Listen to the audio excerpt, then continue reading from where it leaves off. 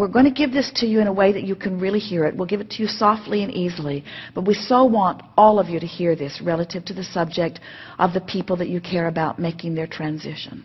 So there are two big points that we want you to hear, and when you do, you'll feel better. First, when someone that you care about goes away, whether it's a lover leaving or someone moving far away where you don't see them, or somebody having their what you call death transition, and you think you're missing them, you're not missing them. What you're missing is the alignment that you had before you were focused in this way.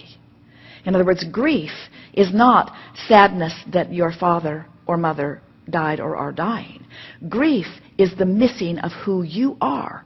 Grief is the feeling of you vibrating over here when you're really vibrating over here. Grief is the feeling of separation. And we know it's easy to say, yes, but I feel this grief because of that. But we say, put a different because of it. Instead of saying, I feel this grief because of something I can't do anything about. I can't make my dad come back and I can't keep my mom from going. I feel this grief because I'm focused in a way that has me separated. You can do something about that, you see. So the grief you feel is always you not letting yourself be who you are. And we know you feel like that's plenty good reason, but we've got to say to you, there is no good reason ever to separate yourself from who you are. So that's the first thing we want to say to you. The next thing we want to say is that as you come to understand that you are source energy here in a physical body, and that that which is non-physical is always aware of you, and as you remember that those people that you care about who are now cavorting with the non-physical likes of us have easy access to you, but you don't have easy access to them. In other words, you must be a vibrational match to where they now are. And there is such a tendency to say, I will feel better if I can change the conditions, but since I can't change the conditions, I won't feel good. And what you've got to say instead is, I can't change the conditions, but I do insist on feeling good in spite of the conditions.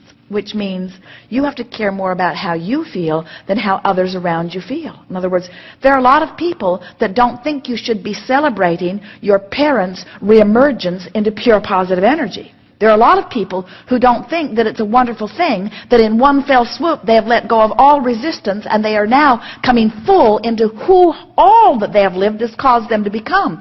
We think that is reason for celebration, not reason for grief, you see. So it's an interesting thing that someone can get themselves into a position where they release altogether and reemerge into non-physical, and then those that are watching could take it so utterly backwards. You've practiced the subject of death in such a negative way that you don't even know what it is. You don't realize that it's the beginning of pure alignment. You don't realize that it's coming into the fullness of who you are. You don't realize that it's getting all of your power back. If you knew how wonderful the death experience is, you wouldn't give it to those buggers you're so mad at. So long you've been equating death with something that is bad. That could kill you. That could kill you, they tell you. Oh, that could kill you. Oh, as if it's a terrible thing to die when there's no such thing as death, and it's not a terrible thing to reemerge into the fullness of who you are. You need a different label for death. You don't want to say, my father died. You want to say, my father released all of his resistance and came into the full alignment of who he is, and now is aware of me, and I have access to him in a closer, fuller way than ever before. Yeah.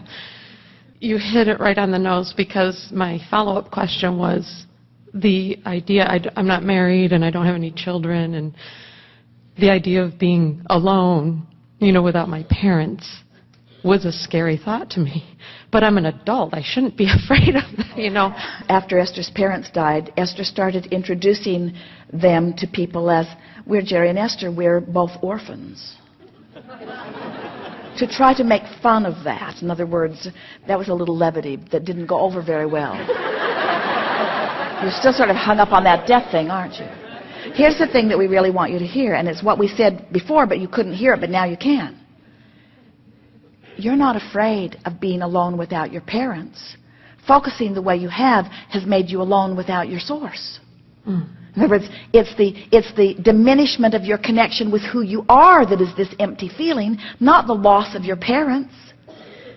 You don't miss your parents, you miss the feeling of connection that often they provided. Ooh, that's big, isn't it? You don't miss your lover, you miss the feeling of connection that your lover sometimes helped you to make. You're not missing your parent that is dead or dying, you're missing the connection that you associate with security or with someone loving you. And we want to say to you, you'll never be separated from let's put it in a different way.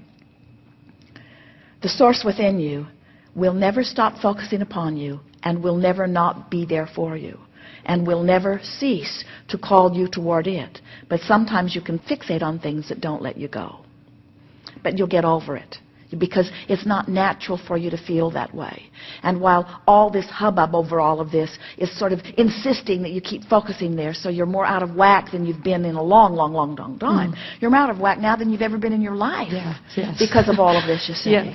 But you'll snap back faster because now you know how it all fits together. This won't be difficult to you. Just a little time and a little concentrated effort. You don't even have to apply anything that we've given you here today deliberately. You already know it so naturally. You could just sort of say things like, this too shall pass, and all is really well here, and I don't want either one of them to remain in physical. I don't want Dad to come back, and I don't want Mom to stay. I know that this is the path of least resistance for them. All is well. I know that they're on their way back into pure alignment, and I'm on my way back into pure alignment. The difference is they're going to croak to do it, and I'm going to focus to do it.